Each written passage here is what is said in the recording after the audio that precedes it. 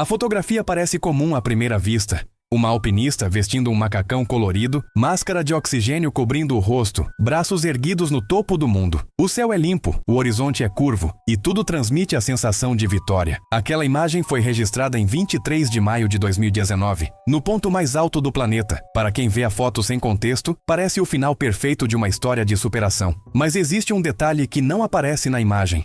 Um detalhe silencioso, invisível, que transforma aquela conquista em algo completamente diferente. Naquele momento, o corpo de Kalpana Das já havia ultrapassado o limite de sobrevivência na chamada Zona da Morte.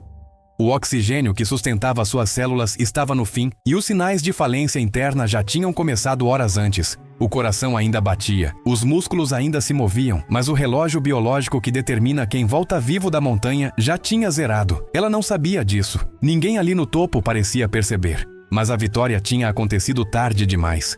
E se você gosta de ver mistérios pelo mundo, curta e se inscreva no canal Segredos Ocultos.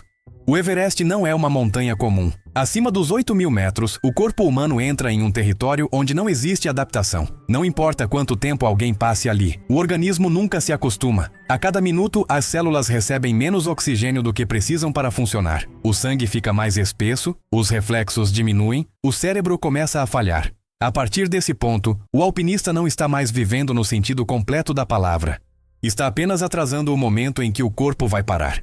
Esse limite invisível funciona como um relógio. A maioria das pessoas, mesmo com oxigênio suplementar, tem entre 16 e 20 horas antes que o corpo comece a entrar em colapso. Esse tempo inclui a subida e a descida. O problema é que o cume não é o objetivo real. O objetivo é descer.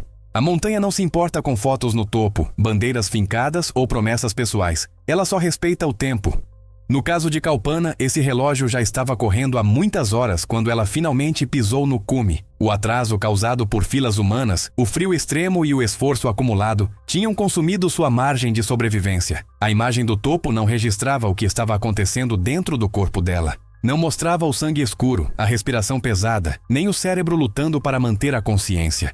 Aquela não era apenas uma vitória, era o último momento em que o corpo ainda conseguia obedecer à vontade da mente. Depois dali, tudo seria descida, e nem sempre descer significa voltar para casa. O curioso é que a história de Kalpana não começou em montanhas geladas ou acampamentos de altitude. Começou em um lugar quente, plano e distante de qualquer pico nevado. Um lugar onde ninguém imaginaria que uma futura alpinista olímpica estaria sendo formada. Antes do Everest, antes das expedições, antes das manchetes, havia apenas uma mulher comum subindo escadas sob o sol de uma cidade úmida. Ela não nasceu em meio a montanhas. Não cresceu cercada por neve ou gelo. O sonho dela surgiu em um ambiente completamente oposto ao Everest. E talvez seja justamente isso que torna o final da história tão difícil de ignorar. Porque a jornada que a levou até o topo do mundo começou muito longe do frio. Começou em um lugar onde o único horizonte visível era o calor tremendo sobre o concreto. E foi ali, longe de qualquer montanha, que o primeiro passo para o topo foi dado. Mas o que parecia apenas determinação, anos depois, se transformaria em uma decisão impossível de voltar atrás. E naquele momento, o Everest ainda não tinha dito a última palavra. Antes de ser conhecida como a mulher que chegou ao topo do Everest em 2019, Kalpana Das era apenas mais uma profissional tentando construir uma vida comum. Ela nasceu e cresceu no estado de Odisha, na Índia, uma região quente, úmida e quase sem montanhas. O cenário era feito de ruas movimentadas, templos antigos e dias abafados. Nada naquele ambiente sugeria que dali sairia uma alpinista que pisaria no ponto mais alto da Terra. No início da vida adulta, Kalpana seguiu um caminho previsível. Formou-se em Direito em 1991, entrou no mercado de trabalho e passou a viver dentro de escritórios e tribunais. Era o tipo de vida que muitas famílias consideram segura e respeitável. O salário era estável, a rotina era organizada e o futuro parecia definido, mas algo dentro dela parecia sempre deslocado, como se o espaço entre as paredes do escritório fosse pequeno demais. Desde a infância, existia uma memória que nunca desapareceu. O pai costumava levá-la para pequenas caminhadas, nada grandioso, apenas trilhas simples, às vezes em colinas baixas ou caminhos rurais. Para ele, aquilo era apenas um passeio. Para ela, era uma sensação de liberdade que não existia em nenhum outro lugar. O ar aberto, o silêncio, o horizonte distante, tudo aquilo ficou gravado na mente dela. Com o passar dos anos, essa lembrança começou a crescer. Não era um sonho claro, nem um plano estruturado. Era mais como um incômodo constante, uma sensação de que havia algo além daquela rotina previsível. Aos poucos, o desejo por montanhas deixou de ser uma ideia distante e virou uma meta real. Foi assim que, aos 35 anos, ela tomou uma decisão considerada tardia para o mundo do alpinismo. Inscreveu-se no Himalayan Mountaineering Institute, em Darjeeling. Enquanto outros escaladores começavam na adolescência, ela estava iniciando quando muitos já tinham anos de experiência acumulada. A diferença de idade não era apenas um número, significava menos tempo para aprender, menos resistência física natural e menos margem para erros. Mesmo assim, ela continuou.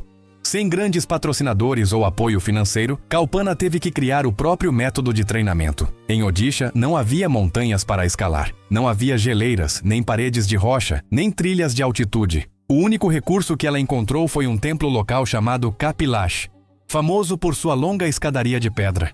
A escadaria tinha cerca de 1.300 degraus. Para a maioria das pessoas, subir aquilo uma vez já era cansativo. Para Kalpana, aquilo virou academia, trilha e campo de treino ao mesmo tempo.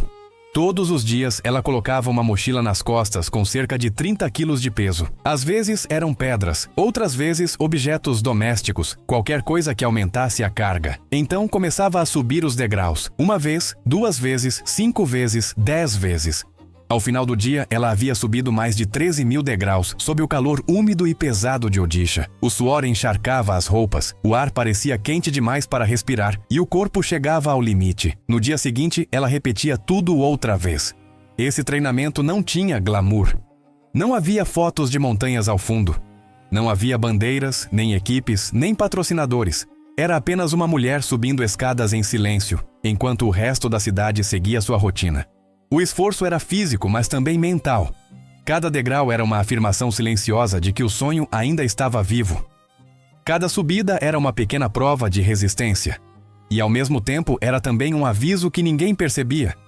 Porque força de vontade pode levar alguém até a montanha, mas não garante a volta.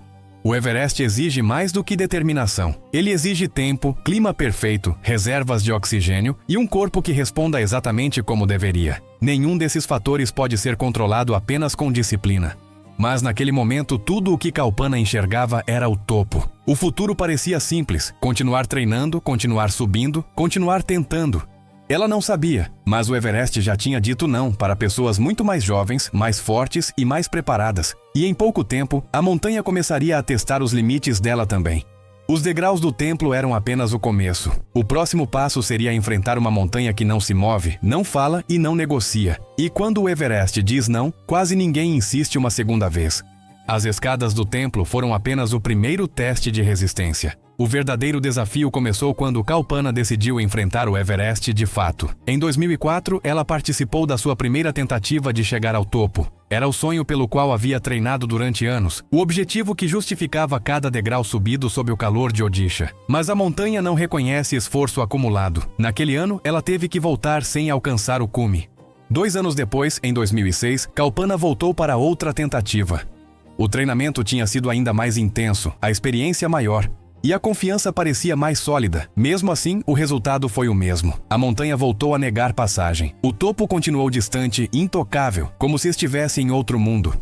2 derrotas consecutivas no Everest costumam encerrar carreiras. Muitos alpinistas desistem depois de uma única tentativa frustrada. O custo financeiro é alto, o desgaste físico é extremo e o impacto psicológico pode ser devastador. Mas Kalpana não recuou. Para ela, o fracasso parecia apenas mais um degrau a ser subido. Em 2008, aos 42 anos, ela voltou à montanha pela 3ª vez. Não havia garantias, não havia atalhos, e o Everest continuava sendo o mesmo gigante gelado e indiferente. Mas, naquela temporada, algo mudou. Depois de anos de tentativas e fracassos, Kalpana finalmente alcançou o topo do mundo. A conquista transformou a vida dela. Tornou-se a primeira pessoa do estado de Odisha a chegar ao cume do Everest. O feito ganhou manchetes, entrevistas e reconhecimento público. Para muitas mulheres indianas, ela passou a representar uma nova possibilidade. Uma prova viva de que a origem simples não impedia conquistas extraordinárias. Nos anos seguintes, ela continuou escalando. Entre 2008 e 2016, conquistou 7 grandes montanhas ao redor do planeta. O nome dela começou a circular em eventos esportivos, palestras e projetos sociais. Aos poucos, a imagem da advogada que treinava em escadas deu lugar à figura da alpinista experiente, quase lendária em sua região. Mas havia algo escondido por trás dessas vitórias. Algumas de suas escaladas foram feitas sem oxigênio suplementar. Esse tipo de conquista é visto como sinal de grande resistência física e mental. Porém, também indica que o corpo está sendo levado ao limite extremo. Cada subida nessas condições exige que o organismo suporte níveis de oxigênio perigosamente baixos. Nem todos os corpos respondem da mesma forma. O sucesso contínuo começou a criar uma sensação silenciosa de invulnerabilidade. A montanha havia dito não 2 vezes e ela tinha voltado mais forte. Havia alcançado o topo. Havia conquistado outras montanhas. A narrativa pessoal era clara. Esforço constante traz vitória. O problema é que a montanha não segue narrativas humanas. O Everest não guarda a memória das vitórias anteriores de ninguém. Cada temporada é um jogo novo, com regras próprias, clima imprevisível e corpos diferentes reagindo de formas diferentes. Por fora, Kalpana era vista como uma inspiração, uma mulher que venceu a montanha, que superou derrotas e voltou mais forte. Por dentro, o organismo dela carregava sinais que ninguém podia ver. Cada subida sem oxigênio, cada expedição longa, cada temporada de esforço extremo deixava marcas invisíveis. Ainda assim, o sucesso falava mais alto. A imagem pública era de força, determinação e resistência. Em 2017, ela chegou a doar equipamentos caros para jovens alpinistas, incentivando outras mulheres a seguir o mesmo caminho. Era o tipo de gesto que consolidava sua reputação como símbolo de inspiração. O nome Everest Lady passou a acompanhá-la, a mulher que havia enfrentado a montanha e vencido, a mulher que não desistia. E foi justamente essa imagem que a levou de volta ao Everest em 2019. Aos 52 anos, com décadas de esforço acumulado, ela decidiu retornar ao topo. Não era apenas uma nova escalada, era uma promessa pessoal, um compromisso emocional que tornava a ideia de desistir quase impossível. Mas o Everest de 2019 não era o mesmo de 2008. O clima, o número de alpinistas e as condições da montanha criariam um cenário muito mais perigoso. Um cenário onde determinação não seria suficiente. Antes de continuar, fica a curiosidade. De onde você está assistindo essa história? Cidade e estado. É sempre interessante ver até onde essas histórias chegam. Porque naquele ano, o Everest estava prestes a se transformar em algo diferente de tudo que ela já havia enfrentado. Um lugar onde a montanha não precisava dizer não. Bastava esperar o tempo fazer o trabalho. Em 2019, Kalpana não era mais a jovem alpinista determinada que subia a escada sob o calor de Odisha. Aos 52 anos, o corpo já carregava décadas de esforço, longas expedições e noites em altitude extrema. Mas havia algo que a puxava de volta ao Everest. Não era fama, nem recorde. Era uma promessa pessoal feita à mãe, algo que transformava aquela escalada em uma missão emocional. Ela chamou a expedição de Buishi Everest, uma homenagem direta à mãe. Não era apenas mais uma tentativa de cume. Era um compromisso simbólico, quase espiritual. Em histórias de montanhismo, esse tipo de promessa costuma ser perigoso. Porque quando o topo deixa de ser apenas um objetivo esportivo e vira uma obrigação pessoal, o botão de retorno na mente do alpinista começa a desaparecer. A montanha, porém, não reconhece promessas, não reconhece homenagens nem histórias de superação. O Everest só responde ao clima, ao tempo e ao estado físico de quem sobe. E em 2019, o cenário estava longe de ser favorável. Algumas semanas antes do início da temporada, um ciclone havia atingido a região. O fenômeno destruiu estruturas, atrasou preparativos e reduziu drasticamente o número de dias com clima estável. Em vez de várias semanas com janelas de tempo favorável, os alpinistas tiveram apenas alguns dias para tentar o cume. Ao mesmo tempo, o governo do Nepal havia emitido um número recorde de permissões de escalada. 381 alpinistas autorizados a tentar o topo. Somando guias, sherpas e equipes de apoio, quase 900 pessoas estavam espalhadas pela montanha. Todos com o mesmo objetivo, todos seguindo a mesma rota. O Everest, em certos trechos, é estreito. Há partes onde só passa uma pessoa por vez. O mais famoso desses pontos é o Hillary Step, uma seção rochosa e íngreme perto do topo. Em 2019, aquele lugar se transformou em algo que nunca deveria existir a quase 9.000 metros de altitude. Uma fila. Pessoas paradas, uma atrás da outra, esperando para subir. Em qualquer outro lugar, isso seria apenas um incômodo. No Everest, era uma ameaça silenciosa. Na zona da morte, o corpo continua consumindo oxigênio mesmo quando está parado. Cada minuto sem se mover significa menos chances de descer com vida. O problema é que ninguém ali podia simplesmente ultrapassar os outros. A montanha não oferece espaço para desvios. Normalmente, o Everest registra entre 4 e 5 mortes por temporada. Em 2019, esse número subiu para 12. A maioria dessas mortes não aconteceu por quedas ou avalanches, mas por exaustão e falta de oxigênio. Era o tipo de perigo que não fazia barulho. Não havia explosões de gelo nem desmoronamentos dramáticos. Apenas corpos cansados demais para continuar. Na noite de 22 de maio, por volta das 21 horas, Kalpana e sua equipe deixaram o campo 4 para a subida final. Era o último trecho até o topo, o momento que concentrava anos de treino, promessas e expectativas. O ar estava rarefeito, o frio era intenso e a escuridão escondia a fila de alpinistas à frente. Cada passo exigia esforço total. O oxigênio nos cilindros era limitado e o relógio invisível da zona da morte já havia começado a contar. Aquela subida não seria rápida, não seria limpa, não seria como as outras. E o pior detalhe é que ninguém ali sabia exatamente quanto tempo ainda tinha. O Everest não mostra relógios, não dá avisos. Ele apenas espera o momento em que o corpo começa a falhar. Enquanto Kalpana subia na escuridão, a fila humana à frente avançava devagar. Cada minuto parado consumia um pouco mais da reserva de oxigênio. Cada atraso reduzia a chance de voltar. A promessa feita à mãe ainda estava viva na mente dela. O topo parecia próximo. A fila parecia apenas um obstáculo passageiro. Mas, naquela altitude, o tempo não é um detalhe, é o único fator que realmente importa. E, sem perceber, o relógio dela já estava correndo mais rápido do que deveria. A subida final do Everest não acontece sob o sol. Ela começa no escuro, quando o frio é mais agressivo e o silêncio da montanha parece mais pesado. Foi assim na noite de 22 de maio de 2019. Por volta das 9 horas da noite, Kalpana deixou o campo 4 junto com sua equipe. À frente, apenas uma trilha estreita de neve, centenas de metros de queda de cada lado e um céu sem estrelas, escondido pelo vento e pela altitude. Cada passo exigia um esforço enorme. O ar já não era suficiente para alimentar o corpo. A máscara de oxigênio se tornava a única ligação entre o organismo e a sobrevivência. Mesmo assim, o coração batia acelerado, tentando compensar a falta de ar. O frio atravessava as luvas, congelava o rosto e transformava cada respiração em uma nuvem branca diante dos olhos. Por volta das 2:30 da manhã, Kalpana chegou ao ponto conhecido como Balcony, a cerca de 8.400 metros de altitude. Ali, muitos alpinistas fazem uma breve pausa antes de seguir para o trecho final. Mas naquela noite, o lugar não era um ponto de descanso. Era o início de algo mais silencioso e perigoso. Os sinais começaram a aparecer no corpo dela. Os passos estavam lentos demais. O equilíbrio parecia incerto. O ritmo não combinava com a altitude em que ela estava. Para quem observa de fora, esses detalhes podem parecer simples cansaço. Mas, naquela altitude, pequenas mudanças indicam coisas muito maiores. O cérebro, quando começa a receber menos oxigênio, não entra em colapso de uma vez. Ele primeiro altera o comportamento.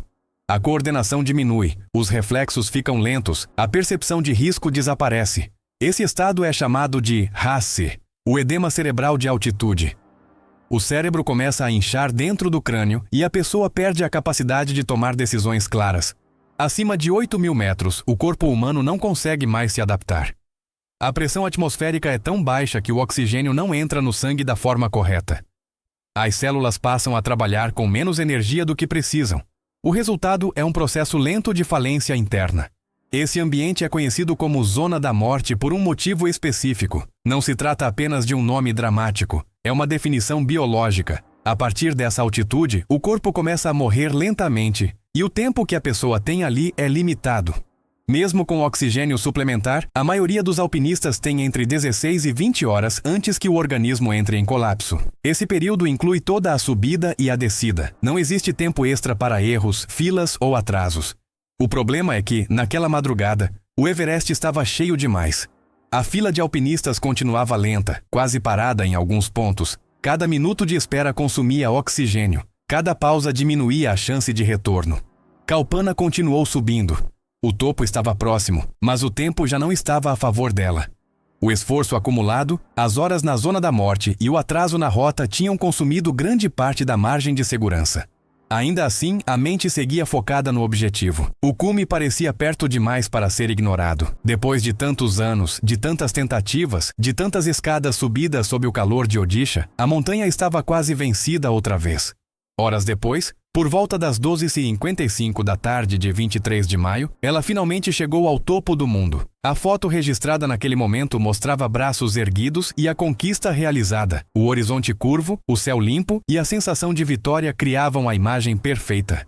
Mas o topo não é o final da escalada, ele é apenas a metade do caminho.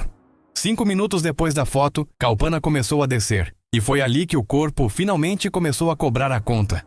A foto no topo do Everest foi registrada às 12h55. O céu estava limpo, o vento parecia calmo, e o horizonte curvo transmitia uma sensação de vitória completa. Para qualquer pessoa que visse aquela imagem sem contexto, parecia o final perfeito de uma jornada. Uma mulher de braços erguidos no ponto mais alto da Terra, celebrando o cumprimento de uma promessa. Mas o Everest nunca termina no cume. O cume é apenas o meio do caminho. 5 minutos depois da fotografia, Kalpana iniciou a descida. Foi nesse momento que o corpo começou a revelar o que estava acontecendo por dentro. A pele, escondida sob as camadas de roupa, perdeu o tom saudável. O sangue, já pobre em oxigênio, circulava mais devagar. A respiração, antes pesada, virou um som irregular, quase úmido, como se o ar estivesse passando por dentro de água. O que estava acontecendo dentro dos pulmões era o começo do RAP, o edema pulmonar de altitude. Aos poucos, os pulmões começam a se encher de líquido. O ar entra, mas o oxigênio não chega ao sangue como deveria. Cada respiração se torna mais difícil, como se o corpo estivesse tentando puxar ar através de um pano encharcado. O esforço aumenta, mas o resultado é cada vez menor. Mesmo assim, ela continuou descendo. O caminho de volta não era simples. A trilha era estreita, inclinada e cercada por abismos. O frio continuava intenso, e o oxigênio no cilindro diminuía a cada minuto. Cada passo exigia concentração total. O cansaço não era apenas físico. O cérebro, já afetado pela falta de oxigênio, começava a perder clareza. Por volta das 3 da tarde, Kalpana chegou novamente ao balcone, o mesmo ponto onde, horas antes, o corpo já havia dado sinais de alerta. Mas desta vez, não havia pausa para reorganizar o equipamento. O cilindro de oxigênio havia acabado. Sem o fluxo artificial de ar, o organismo perdeu a última barreira contra a altitude. Os pulmões, já comprometidos, não conseguiam mais fornecer oxigênio suficiente. O cérebro, pressionado pelo edema, perdia a capacidade de coordenar os movimentos. O corpo finalmente chegou ao limite. Ela caiu ali, a cerca de 8.400 metros de altitude. O lugar onde ela morreu não era desconhecido para a história da montanha. Décadas antes, outra alpinista havia perdido a vida exatamente naquele trecho. Hannelore Schmatz, uma alemã, morreu ali em 1979. Durante anos, o corpo dela permaneceu sentado na neve, olhos abertos, como se estivesse apenas descansando. Tornou-se um marco silencioso para os alpinistas que passavam pelo local. A montanha parece guardar certos lugares para histórias repetidas. O balcone fica próximo de uma área conhecida como Rainbow Valley. O nome parece bonito, quase alegre. Mas o significado é o oposto. O local recebeu esse apelido por causa das cores vibrantes dos macacões de escalada usados pelos alpinistas que morreram ali. Sob a neve, espalhados pela rota, existem cerca de 200 corpos congelados. Muitos deles nunca serão retirados. Resgatar um corpo naquela altitude exige dinheiro, força e risco extremo. Cada operação coloca a vida de vários guias em perigo. O ar é fino demais, o frio é intenso demais e o terreno não permite erros. Por isso, a maioria das famílias nunca consegue trazer seus entes queridos de volta. Os corpos acabam se tornando parte da montanha. Mas, no caso de Kalpana, a história teve um desfecho diferente. A família decidiu que ela não ficaria ali. A operação de resgate custou cerca de $40 mil e exigiu uma equipe especializada. Durante 5 dias, o corpo permaneceu no alto da montanha, até que finalmente foi retirado e levado de volta. Era uma despedida que poucos conseguem ter. A temporada de 2019 terminou com 12 mortes no Everest, um número muito acima da média. Mesmo assim, nos anos seguintes, o fluxo de alpinistas continuou crescendo. Mais permissões, mais filas, mais promessas pessoais sendo levadas para o topo do mundo. A montanha, porém, não mudou. Ela continua silenciosa, fria e indiferente. Não importa a origem, o motivo ou a experiência de quem sobe. O Everest não se importa com promessas. Ele não reconhece histórias de superação. Ele apenas espera o momento em que o corpo humano deixa de resistir. Kalpana cumpriu a promessa que havia feito à mãe. A foto no topo prova isso. O horizonte curvo, o céu limpo e os braços erguidos registram o instante exato em que o sonho foi realizado. Mas o Everest não mede vitórias pelo cume, ele mede tudo pela descida. E naquele dia, a montanha guardou mais uma história em silêncio, entre o gelo e o vento, onde o tempo humano simplesmente deixa de existir. No Everest, o topo não é o final da jornada. É apenas o ponto onde o relógio começa a correr mais rápido. Kalpana chegou ao lugar mais alto da Terra, cumpriu a promessa que carregava no coração e registrou o momento em uma fotografia que parece uma vitória absoluta. Mas a montanha não guarda fotos, ela guarda silêncio, gelo e histórias que nunca voltam para casa. A linha entre o triunfo e a tragédia, ali em cima, é mais fina do que o ar que se respira. Às vezes, é apenas uma questão de horas. Se você chegou até o final, não se esqueça de se inscrever no canal Segredos Ocultos.